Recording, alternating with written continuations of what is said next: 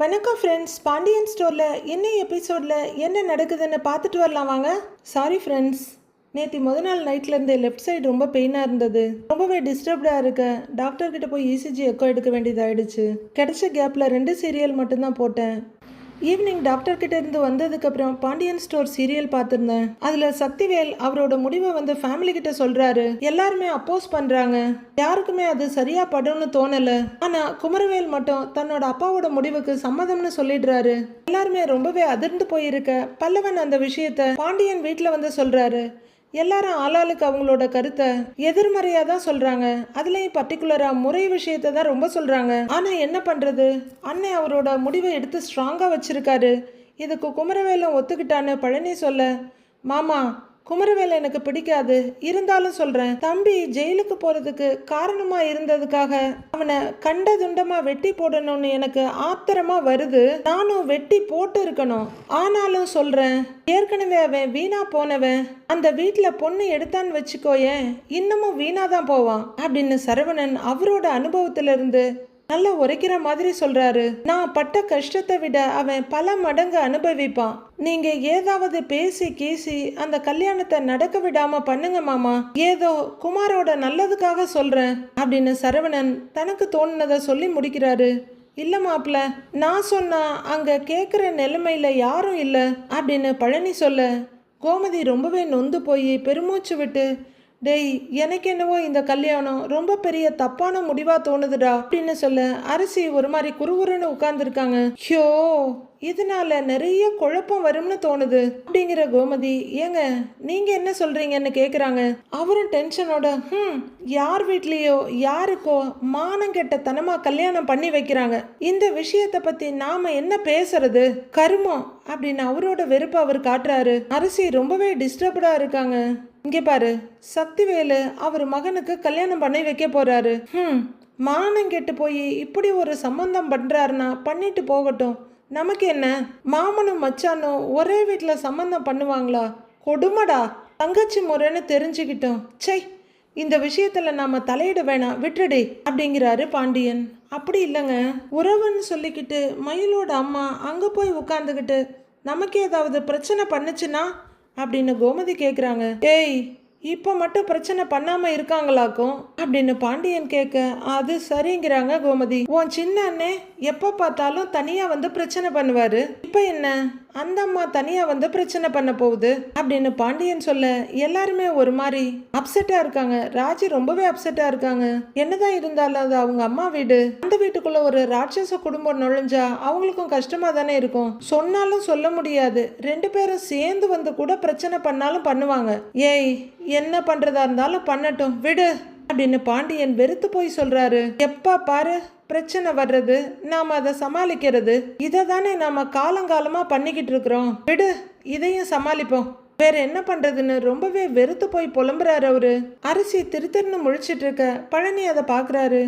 மீனா, நீ போமா, போய் கொஞ்ச நேரம் ரெஸ்ட் எடு, தூங்கு போ அப்படின்னு பாண்டியன் சொல்ல, சரிங்க மாமா அப்படின்னு மீனா ரொம்பவே பலவீனமா எழுந்திருக்க கோமதி அவங்களுக்கு ஹெல்ப் பண்றாங்க. அதுக்கு முன்னாடி அரசி அவங்களுக்கு ஹெல்ப் பண்ண எழுந்து போறாங்க. மீனா, பார்த்து போப்பா அப்படின்னு சரவணன் சொல்ல, டே எழுந்து போடா கூட அப்படிங்கிறாரு பாண்டியன் செந்தில் கிட்ட. அண்ணே போனே, நீயும் கூட போ அப்படின்னு கதிர் சொல்ல, செந்தில் எழுந்து போறாரு. மீனா எழுந்து அவங்க ரூமுக்கு போக செந்தில் பின்னாடியே போறாரு. பாண்டியனும் எழுந்து அவரோட சட்டையை இழுத்து விட்டுட்டு அவரோட ரூம் பக்கம் போயிடுறாரு. சரவணன் உண்மையிலேயே ரொம்ப டிஸ்டர்ப்டா இருக்காரு.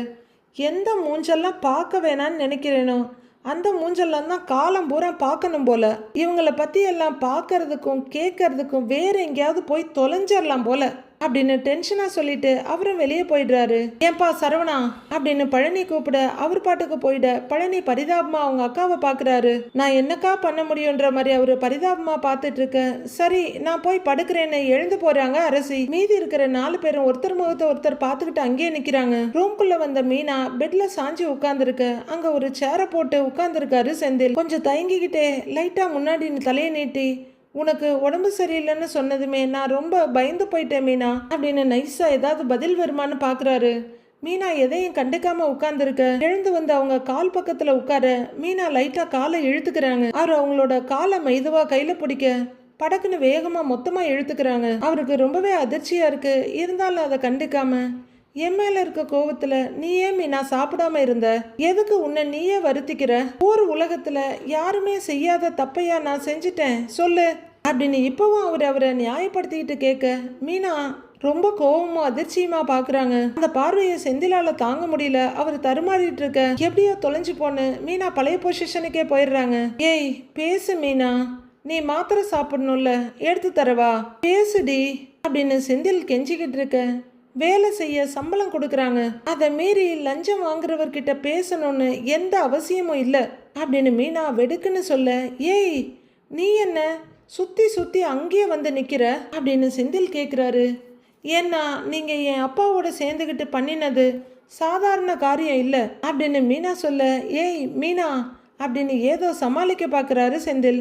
தயவு செஞ்சு என்கிட்ட பேசாதீங்கன்னு மீனா சொல்ல, சும்மா இப்படி தேவையில்லாமல் பிடிவாதம் பிடிச்சிட்டு இருக்காத மீனா அப்படிங்கிற செந்தில் அப்படியே மேலே செவரெல்லாம் ஒரு பார்வை பார்த்துட்டு, எனக்கு இங்கே இருக்க பிடிக்கவே இல்லை மீனா, நம்ம வீட்டுக்கு போயிடலாமே, நாம என்ன பேசணுமோ அதை அங்கே போய் பேசுவோமே அப்படின்னு செந்தில் கூப்பிட, நான் எங்கேயும் வரல, இங்கே தான் இருக்க போறேன்றாங்க மீனா. செந்திலுக்கும் கோவம் வருது. நான் என்ன சொன்னாலும் கேட்கக்கூடாதுன்ற முடிவில் இருக்கியா நீ அப்படின்னு கேட்க, என்னை கொஞ்சம் தொந்தரவு பண்ணாமல் இருக்கீங்களா அப்படின்றாங்க மீனா. மறுபடியும் அவர் குரலை குறைச்சிக்கிட்டு, ப்ளீஸ் மீனா அப்படின்னு ஏதோ சொல்ல வர்றாரு. இங்கே பாருங்க, இந்நேரம் நம்ம 2 பேருக்கு இடையில ஏதோ பிரச்சனைன்னு அத்தை கெஸ் பண்ணி இருப்பாங்க. அவங்க கிட்ட போய் இதுதான் பிரச்சனைன்னு சொல்ல எனக்கு எம்பட்டு நேரம் ஆகும் அப்படின்னு மீனா கேட்க, ஐயோ அப்படின்னு செந்தில் பயங்கரமா அதிர்ச்சி அடைகிறாரு. அடுத்து என்ன நடக்கும்னு தெரியாதா என்ன? கோமதி பாண்டியன் கிட்ட சொல்லுவாங்க. பாண்டியன் இங்க இருந்தாவது ஒரு பெல்ட்டை உருவி எடுத்துட்டு வந்து கண்டிப்பா படீர்னு 4 சாத்த தான் போறாரு. இதை நினைக்கவே செந்திலுக்கு உடம்பெல்லாம் நடுங்குது. அவர் அந்த அதிர்ச்சியில இருந்து வெளியே வர்றதுக்குள்ள மாமா கிட்ட போய் உங்க பையன் லஞ்சம் வாங்கினாரு, அதனாலதான் இப்படி, இதுதான் பிரச்சனைன்னு சொன்னா எப்படி இருக்கும் அப்படின்னு மீனா கேட்க, ஏய் அப்படிலாம் எதுவும் பண்ணிடாத அப்படின்னு பதறாரு செந்தில். உங்க பையன் ஜஸ்ட் மிஸ் ஆனாரு, இல்லைன்னா இந்நேரம் அவரை லஞ்ச ஒழிப்பு துறையில அரெஸ்ட் பண்ணிட்டு போயிருப்பாங்கன்னு சொல்லட்டுமா அப்படின்னு மீனா கேட்க, ஏய் சும்மா இரு மீனா, தயவு செஞ்சு இதெல்லாம் அப்பா கிட்டயோ இல்ல அம்மா கிட்டயோ சொல்லிடாத மீனா, அப்புறம் என் நிலைமை என்ன ஆகும்னு என்னால யோசிச்சு கூட பார்க்க முடியல, தயவு செஞ்சு சொல்லிடாத ப்ளீஸ் அப்படின்னு செந்தில் கெஞ்ச, பயமா இருக்குல்ல, அப்ப பேசாம இருங்க, என்ன தொந்தரவு பண்ணாம இருங்க, அந்த வீட்டுக்கு என்ன கூப்பிடாதீங்க, இல்லைன்னா கண்டிப்பா வீட்டில் சொல்லிடுவேன்னு பிளாக்மெயில் பண்றாங்க மீனா அட ப்ளீஸ் மீனா அப்படின்னு அவரு கெஞ்சிக்கிட்டு இருக்க. இங்க பாருங்க, எல்லாத்தையும் என் மனசுலயே வச்சுக்கிட்டே இருக்க முடியாது, என்ன தொந்தரவு பண்ணுனீங்க கண்டிப்பா நான் சொல்லிடுவேன் அப்படின்னு மீனா மிரட்ட, இல்ல நான் உன்னை தொந்தரவெல்லாம் பண்ணல, தயவு செஞ்சு இதை யார்கிட்டையும் சொல்லிடாத, அப்புறம் அப்பா அவ்வளவுதே என்ன உசுரோட புதைச்சிருவாரு, சத்தியமா நான் தொந்தரவெல்லாம் பண்ணல அப்படின்னு அங்கிருந்து எழுந்திருக்கிற செந்தில் ஷர்ட்டை இழுத்து விட்டுட்டு மறுபடியும் போய் சேர்ல உட்காந்துக்கிறாரு. அவருக்கு அந்த ரூம்ல இருக்க முடியல, ஏதோ கூண்டுக்குள்ள அடப்பட்ட மாதிரி இருக்கு. பெருமூச்சு விட்டுட்டு இப்படி நெளிஞ்சு அப்படி நெளிஞ்சுக்கிட்டு அப்படியே மீனாவை நைஸா பாத்துக்கிட்டு இருக்காரு. நைட்டு சரவணன் அவரோட ரூம்ல தனியா படுத்திருக்காரு. அவருக்கு தூக்கமே வரல, புரண்டுட்டு இருக்காரு. டக்குன்னு அவரோட மனசுல பழனி சொன்னதுதான் ஞாபகத்துக்கு வருது. மாப்பிள்ள, நம்ம தங்கமயில் இருக்குல்ல, அவளோட தங்கச்சியை தான் குமாருக்கு பார்த்துருக்காங்க அப்படின்னு சொன்னது ஞாபகத்துக்கு வர டென்ஷன் ஆகுறாரு. சை அப்படின்னு எழுந்து உட்கார்றவரு மறுபடியும் ஒரு சீய சொல்லிட்டு, ஒரு நாள் கூட நான் நிம்மதியா இருக்கக்கூடாதுன்னு என் தலையில எழுதி இருக்கு போல, ச என்ன பண்றது அப்படின்னு நெத்திய தேய்ச்சிக்கிட்டு தனியா உட்கார்ந்து புலம்பிட்டு இருக்காரு அவரு. அப்போ அவரோட செல்லுல ஏதோ டிடிங்னு ஒரு சவுண்ட் வர எடுத்து பாக்குறாரு. அது ஒரு வாய்ஸ் மெசேஜ். அதை ஆன் பண்ணி அவர் கேட்க, சரவணா, நான் உன் கூட படிச்ச இந்துமதி, என்ன உனக்கு ஞாபகம் இருக்கா? எப்படி இருக்க? ஒன்றும் இல்லை சரவணா, ஒரு விஷயமா அஞ்சலி கிட்ட பேசணும், அவன் நம்பர் இல்லை, நீ கொஞ்சம் அனுப்பி வைக்கிறியா அப்படின்னு அந்த வாய்ஸ் மெசேஜ் கேட்டிருக்குது. சரவணன் மொபைலை கட் பண்ணிட்டு கீழே வைக்கிறாரு. அவர் மைண்டுக்குள்ள அஞ்சலி வர்றாங்க. இப்போ 2 பேரும் கோவில்ல உட்கார்ந்துருக்காங்க. எதிரில் உட்கார்ந்துருக்க அஞ்சலியோட கையில எடுத்து அதுல ப்ராமிஸ் பண்ற மாதிரி இறுக்கி பிடிக்கிறாரு சரவணன். அஞ்சலி திடுக்குன்னு நிமிந்து பார்க்க, அஞ்சலி, நான் உனக்கு ஒரு வாக்கு கொடுத்துருக்கேன், அந்த வாக்கை காப்பாத்துவேன், ஒரு தடவை எல்லாருக்கும் பயந்து உன்னை கை விட்டுட்டேன், இந்த முறை நான் அதை பண்ணவே மாட்டேன், உன்னை நான் கல்யாணம் பண்ணிக்குவேன் அஞ்சலி அப்படின்னு சரவணன் சொல்ல, கண்ணீரோட அஞ்சலி பார்த்துக்கிட்டு இருந்தது அவர் மைண்டுக்குள்ளே வந்து ரொம்ப டிஸ்டர்ப் ஆகுறாரு. ஃபோன் எடுத்து ஸ்க்ரால் பண்ணி டிபியில் இருக்க அஞ்சலியோட ஃபோட்டோவை பார்க்குறாரு. ரொம்ப நேரம் அதையே பார்த்துக்கிட்டு அப்படியே உட்காந்துருக்காரு. இங்க கதிர் அவரோட ரூம்ல புரண்டு படுக்கிறாரு. பெட்ல இப்படி இப்படின்னு 2 தடவை திரும்பி படுக்கிறவரு அப்படியே ராஜி படுத்திருக்க பக்கம் கையை நீட்டி ராஜி ராஜின்னு கூப்பிடுறாரு. அப்படின்னு சத்தம் மட்டும் வருது. ராஜி அப்படின்னு கதிர் மறுபடியும் கூப்பிட அப்படின்னு சத்தம் வருது. அப்படியே பெட்ல கையை நீட்டி தொழாவி பார்க்குற கதிர் கண்ணை தேய்ச்சிட்டு எழுந்து உட்கார்றாரு. என்ன சத்தம் மட்டும் வருது, சப்ஜெக்டை காணோம் அப்படின்னு பார்க்க அங்கே ராஜி ஒரு பெட்ஷீட்டை போத்திட்டு பூச்சாண்டி மாதிரி உட்காந்துருக்காங்க. எழுந்து உட்காந்துருக்க கதிருக்கு பயமா இருக்கோ இல்லையோ, நமக்கு ரொம்பவே பயமா இருக்கு. அப்படி பார்க்க அவங்க சேர்ல தலையோட போத்திக்கிட்டு அப்படி உட்காந்துருக்க கண்ணை திறந்து பார்க்குற கதிர் அவ்வளோதான் அரண்டு போயிடுறாரு. ஏய் ஏய் ஏய் அப்படின்னு கத்திக்கிட்டே பதறி அடிச்சு கட்டில விட்டு இறங்குறவரு ஓடி போய் லைட்டை போட்டுட்டு ராஜிக்கிட்ட வர்றாரு. ஏய் ஏய் என்ன என்ன பண்ணிட்டு இருக்கீங்க அப்படின்னு ரொம்பவே பயமும் பதட்டமுமா அவரு கேட்க சும்மா உட்கார்ந்துருக்கேன்றாங்க ராஜி. அவருக்கு பயத்துல புசு புசுன்னு மூச்சு வாங்குது. திரும்பி இந்த பக்கம் அந்த பக்கம் பார்த்துட்டு யாரும் சும்மா இப்படி உட்காந்து நான் பார்த்ததே இல்லப்பா அப்படிங்கிறவரு என்ன குளிர் ஜுரமானு கேட்குறாரு. ராஜியோட முகத்துல கொஞ்சம் நெத்தி, 2 கண்ணு, மூக்கு, கொஞ்சோண்டு வாயின்னு தான் மட்டும் தெரியுது. மீதி எல்லாம் கவர் பண்ணி வச்சிருக்காங்க. இல்ல அப்படின்னு ராஜி தலையாட்ட ஷோ அப்புறம் என்ன இந்த சம்மர்ல இப்படி போத்திக்கிட்டு உட்காந்துருக்க அப்படின்னு அவர் இடுப்புல கைய வச்சுட்டு சலிப்போட கேட்க காலையில ரிசல்ட் வருதுங்கிறாங்க ராஜி. ஆமா ரிசல்ட் வருது அப்படின்னு கதிரும் சொல்ல எனக்கு பயமா இருக்குன்றாங்க ராஜி. ராஜி உங்களை பார்த்தா பயப்படுற மாதிரி தெரியல, பயமுறுத்துற மாதிரி தான் நீங்க பண்ணிட்டு இருக்கீங்க. அப்ப நான் முதல்ல இருந்து ஆறுதல் சொல்லணுமா அப்படின்னு கதிர் கேட்க நீ ஆறுதல் சொல்ல சொல்ல பயமும் படபடப்பும் டென்ஷனும் தான் அதிகமாகுது. நீ எதுவுமே சொல்லாதன்றாங்க ராஜி. அப்புறம் ரிசல்ட் வர்ற வரைக்கும் இப்படியே உட்கார்ந்துருக்க போறியா அப்படின்னு கதிர் கேட்க எனக்கு என்ன பண்ணணும்னே தெரியல அப்படின்னு ராஜி சொல்ல வா வந்து தூங்கு, வா எழுந்திரி அப்படின்னு கதிர் கூப்பிட எனக்கு தூக்கமே வராது அப்படின்னு ராஜி சொல்றாங்க. ஏய் நீ வா முதல்ல எழுந்திரி, வா ராஜி அப்படின்னு ராஜியோட கையை பிடிச்சி லைட்டா தூக்கி விட்டு இழுக்கிறாரு கதிர். ராஜியும் எழுந்து வந்து கதிர் பக்கத்துல உட்கார போர்வை தன்னை போல தள்ளி போய் விழுது. ஏய் என்னாச்சு இங்க பாரு ராஜி, நீ கண்டிப்பா பாஸ் ஆயிடுவ அப்படிங்கிறாரு கதிர். ஒருவேளை பாஸ் ஆகலன்னா அப்படின்னு ராஜி கேட்க அடுத்த வாட்டி பாஸ் பண்ணிக்கலாம் அப்படிங்கிறாரு கதிர். என் கூட படிச்சவங்க எல்லாரும் பாஸ் ஆகி நான் பாஸ் ஆகலன்னா எம்பட்டு அசிங்கம் தெரியுமான்றாங்க ராஜி. அடுத்தவங்கள பத்தி எல்லாம் நீ கவலைப்படாத, உன்னை பத்தி மட்டும் நீ யோசிங்கிறாரு கதிர். ஐயோ எனக்கு படபடன்னு இருக்கு அப்படின்னு ராஜி சொல்ல சரி பாட்டு கேட்கலாமான்னு கதிர் கேட்குறாரு. கொஞ்சம் யோசிச்சுட்டு என்ன பாட்டுன்னு கேட்குறாங்க ராஜி.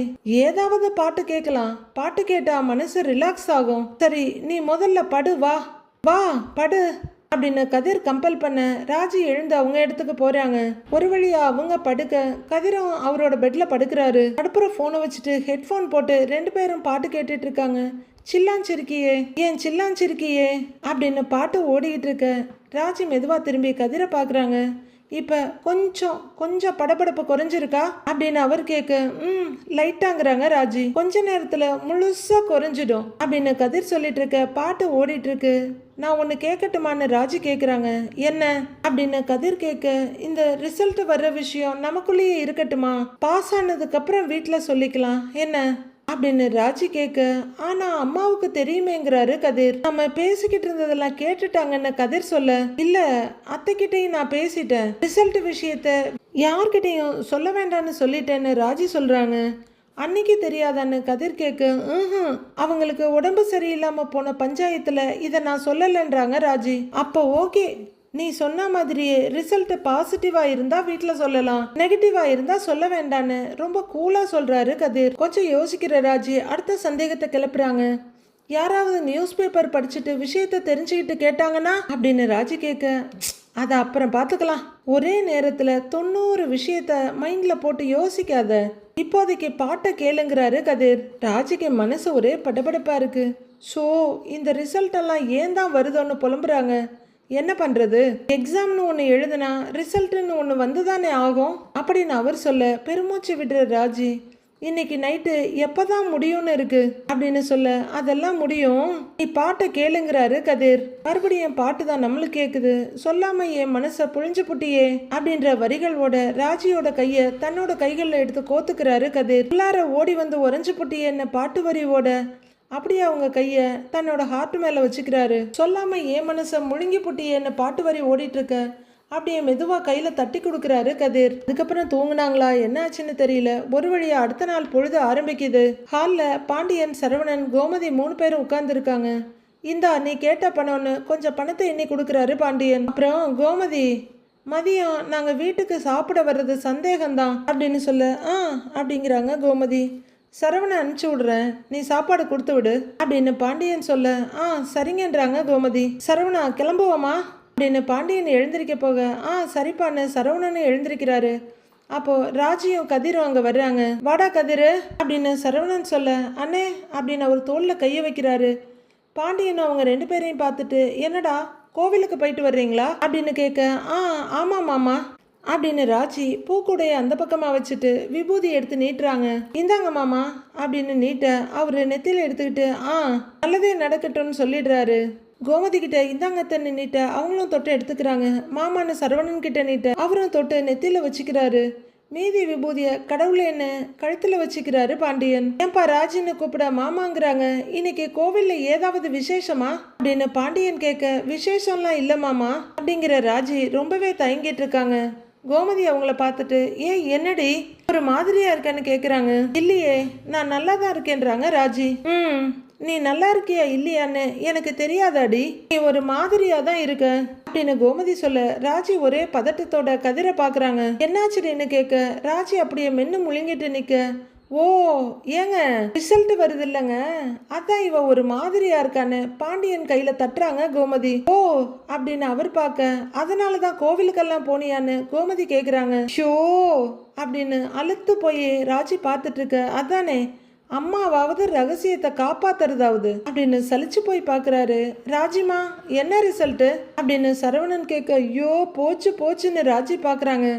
அப்பதான் கோமதிக்கு ஐயோ உளறி கொட்டி முடிச்சிட்டோமா அப்படின்னு தலைய சொரிஞ்சுக்கிறாங்க. யாருக்கும் சொல்ல வேணான்னு சொல்லியிருந்தல, சாரி வாய் தவறி உளறிட்டேன் ராஜி அப்படின்னு கோமதி எக்ஸ்கியூஸ் கேட்க ராஜி அப்படியே கொலவெறியில முறைச்சிட்டு இருக்காங்க. சரி இப்ப நான் சொல்லட்டுமா வேண்டாமா அப்படின்னு கோமதி கேட்க அதான் இம்புட்டு சொல்லியாச்சுல்லம்மா மீதியையும் சொல்லிடலாம்ல அப்படின்னு கதிர் சொல்ல ஐயோன்ற மாதிரி ஒரு குறைப்பார்வை பாக்குறாங்க கோமதி. அடுத்தவங்க கோமதிக்கு இடம் கொடுக்காம கதிரே சொல்லிடுறாரு. ராஜி IPS பரீட்சை எழுதியிருக்கால, அதுக்கு இன்னைக்கு தான் ரிசல்ட் வருதுங்கிறாரு கதிர். ஓ அப்படிங்கிற மாதிரி பாண்டியன் பார்க்க அச்சோ அதை நான் சுத்தமா மறந்துட்டேன்ப்பா, நீ ஏன்பா அதை யார்கிட்டையும் சொல்ல வேணான்னு சொன்ன அப்படின்னு சரவணன் கேக்குறாரு. இல்ல ஒருவேளை நான் பாஸ் ஆகலன்னா அது ஒரு மாதிரியா இருக்கும்ல அதான் அப்படின்னு ராஜி திக்கி திணறி சொல்றாங்க. ஷோ இவ ஒருத்தி அப்படின்னு கோமதி நெத்திய தடவிட்டு இருக்க. அட ஏன்பா நீ வேற, கண்டிப்பா நீ பாஸ் பண்ணிடுவேன்னு நம்பிக்கையா சொல்றாரு பாண்டியன். சரிப்பா ரிசல்ட் எத்தனை மணிக்கு வருது அப்படின்னு அவர் கேட்க 9 மணிக்கு மாமாங்கிறாங்க ராஜி டென்ஷனோடையே. இப்ப மணி 8:15 ஆகுது. இலை சரவணா இருந்து ராஜியோட ரிசல்ட்டை பார்த்துட்டே போயிருவோம்டா அப்படின்னு வாட்சை பார்த்துட்டு கையை கீழே விட்டுட்டு சொல்றாரு பாண்டியன். இவரும் உடனே சரிங்கப்பான்னு தலையாட்டுறாரு. அச்சோ அதெல்லாம் ஒன்றும் வேண்டாம் மாமா, நீங்க கிளம்புங்க, ரிசல்ட் வந்ததும் நானே கால் பண்றேன்னு படபடக்குறாங்க ராஜி. அட ரிசல்ட்டை பார்த்துட்டே கிளம்புறோம்ப்பா, இன்னும் கொஞ்ச நேரம் தானே இருக்கு அப்படின்னு பாண்டியன் சொல்ல உடனே கோமதி சீலிங்க ஒரு பார்வை பார்த்துட்டு கையை கூப்பி அப்பா முருகான்னு வேண்ட ஆரம்பிக்கிறாங்க. அப்படியே அந்த கூட்டத்துல மீனாவும் அரசியும் வந்து ஜாயிண்ட் ஆயிக்கிறாங்க. கொஞ்சம் நேராக எல்லாரும் அங்கங்க பார்த்துட்டு நின்றுட்டு இருக்காங்க. ஏண்டா கதிர் ரிசல்ட் வந்துருச்சான்னு சரவணன் கேட்க இல்ல இன்னும் வரலன்னு டைம் இருக்குங்கிறாரு கதிர். ராஜியோட படபடப்பும் டென்ஷனும் எல்லாருக்கும் தொத்திக்குது. எல்லாரும் ஒரு மாதிரி இருக்கமா ஒருத்தர் பார்த்துக்கிட்டு இருக்க. கையில கவரோட ஸ்வீட் ரெடின்னு வந்து நிக்கிறாரு செந்தில். மாமா ரிசல்ட்டே வரல, அதுக்குள்ள எதுக்கு ஸ்வீட்டு அப்படின்னு ராஜி திகிலோட கேக்குறாங்க. அட என்னப்பா நீ வந்ததுக்கு அப்புறம் உடனே ஓடி போய் வாங்க முடியாதுல்ல, அதான் முன்னேற்பாடா வாங்கிட்டு வந்தேன் அப்படின்னு செந்தில் சொல்றாரு. ஒருவேளை நான் பாஸ் ஆகலனா அப்படின்னு ராஜி டென்ஷன் ஆகி கேக்குறாங்க. ஏய் அப்படின்னு கோமதி சொல்ல அந்த பிரச்சனையே வராது, நீ கண்டிப்பா பாஸ் ஆயிடுவ ராஜி அப்படின்னு பழைய மலர்ச்சியோட சொல்றாங்க மீனா. சரியா சொன்னேன்னு கோமதி சொல்ல அச்சோ எல்லாரும் என்ன வச்சு செய்றீங்களே அப்படின்னு ராஜி சங்கடமா நின்னுட்டு இருக்காங்க. அண்ணி புக்கை கீழே வைக்காம படிச்சுக்கிட்டே இருந்தீங்கல்ல, நீங்கெல்லாம் பாஸ் ஆகாம இருக்க வாய்ப்பே இல்லைங்கிறாங்க அரசி. அரசி அப்படின்னு ராஜி ஏதோ சொல்ல வர டக்குன்னு கதிர் கையை நீட்டி ரிசல்ட் வந்துருச்சுன்னு சொல்ல அப்படின்னு ஓடி வர்றாங்க ராஜி அவர் பக்கத்துல. டேய் என்னடா என்ன ஆச்சு அப்படின்னு பாண்டியன் கேட்க டேய் அப்படின்னு கோமதியை ரொம்ப ஆர்வமா எழுந்திருக்கிறாங்க. ஒரு நிமிஷம் இரு அப்படின்னு கதிர் ஸ்க்ரால் பண்ணிட்டு இருக்க. பாஸ் ஆயிட்டாளாடா அப்படின்னு கோமதி ஹை பிச்சில் கேட்குறாங்க. இருங்கம்மா, வெப்சைட் லோட் ஆயிட்டு இருக்குன்றாரு அவரு. அப்படின்னா என்னடான்னு கோமதி கேட்க, அது எல்லாரும் ரிசல்ட் பார்ப்பாங்கல்ல, அதனால சர்வர் ஸ்லோவா இருக்கும் அப்படின்னு மீனா சொல்ல. ஓஹோ அப்படின்றாங்க கோமதி. அவங்க சரி சரின்னு சொல்லிட்டு இருக்க. எல்லாரும் கதிரோட கையில இருக்க மொபைலையே பார்த்துட்டு இருக்காங்க. ராஜி அவரோட கையை இழுத்து பிடிச்சிட்டு பக்கத்திலேயே நிக்கிறாங்க. என்னடா பாஸா அப்படின்னு சரவணன் கேட்க, ராஜி படபடப்போட, ஒருவேளை நான் பாஸ் ஆகலன்னா யாரும் திட்டமாட்டீங்கல்ல அப்படின்னு அட்வான்ஸா கேட்டு வச்சுக்கிறாங்க. ஏன்பா, யாருப்பா திட்ட போறா அப்படின்னு பாண்டியன் சொல்ல, எதுக்கடி இப்படி அபசகுணமா பேசுற, நீ கண்டிப்பா பாஸ் ஆயிடுவேன்னு கோமதி திட்டுறாங்க. ராஜி உயிரை கையில பிடிச்சிட்டு கடவுள்கிட்ட வேண்டிட்டு இருக்க. ஸ்க்ரால் பண்ணி பார்த்த கதிர், ராஜி நீ பாஸ் ஆயிட்டங்கிறாரு. நிஜமாவா சொல்றேன்னு திகிலோட கேக்குறாங்க ராஜி. நிஜமா சொல்றேன், நீ பாஸ் ஆயிட்ட, இங்க பாரு அப்படின்னு ரொம்ப எக்ஸைட்டடோட அவரு மொபைலை காட்ட, ராஜி அதை பார்த்துட்டு மிஸ் வேர்ல்டா செலக்ட் ஆகுறவங்க கொடுக்குற அதே ரியாக்ஷனை கொடுக்குறாங்க. ரொம்ப ரொம்ப சந்தோஷத்தோட கூப்பின கையை அப்படியே கீழே இறக்க, கதிர் கையை நீட்ட அப்படியே அவர் நெஞ்சில வந்து சாஞ்சிக்கிறாங்க. அவங்க கண்ணை மூடி அந்த கணத்தை ரொம்ப ரசிச்சிட்டு இருக்க. கதிர் அவங்க முதுகுல தட்டி கொடுத்துட்டு இருக்க. அதுக்கு ஈக்குவலா எல்லாரும் கிளாப் பண்றாங்க. கிளாப் பண்ற சத்தம் கேட்டு ராஜி கண்ணை முழிச்சு அப்படியே மெதுவா சுத்தி பார்க்க, எல்லாரும் இருக்கதை பார்த்தோன்னே அச்சச்சோ ரொம்ப அமர்க்கலம் பண்ணிட்டோமோ அப்படின்னு மெதுவா நகர்ந்து நிக்க. கதிரும் கொஞ்சம் சுயநினைவுக்கு வந்து ராஜியை நகர்த்தி நிறுத்துறாரு. மீனா வேகமா ராஜி பக்கத்துல வந்து அவங்கள அப்படியே ஹக் பண்ணிக்கிட்டு, ராஜி நான் தான் சொன்னேன்ல சூப்பர் ராஜின்னு தட்டி கொடுக்க தேங்க்ஸ்கான்னு சிரிக்கிறாங்க ராஜி. கோமதி அப்படியே புன்னகை மண்ணியா நின்னுட்டு இருக்க. அண்ணி கங்க்ராட்ஸ் அண்ணி அப்படின்னு வந்து அரசியும் ஹக் பண்ணிக்கிறாங்க.